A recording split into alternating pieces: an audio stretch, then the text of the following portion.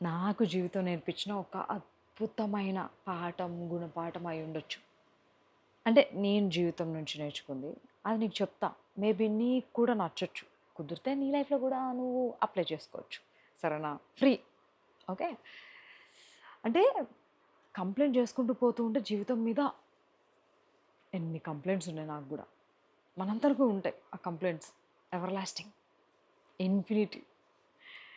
కానీ అవన్నీ complaints solve అయ్యగానే మనం ఆనందంగా ఉండాలి, జీవితాన్ని అప్రిషియేట్ చేయాలి అనంటే మనం ఉండం అప్పటికి.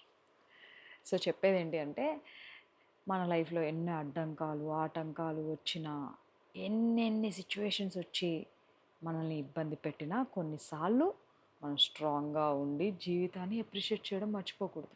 ఎందుకంటే ఈ జీవితం ఇంకా మనతోనే ఉంది కాబట్టి.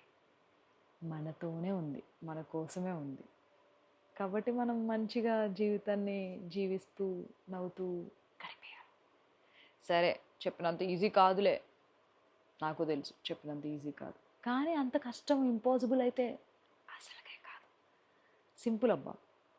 ఏమైనా లైఫ్‌లో ఏదైనా కానీ మళ్ళీ నువ్వు జీవితాన్ని కొత్తగా బ్రతకడం మానేయకూడదు.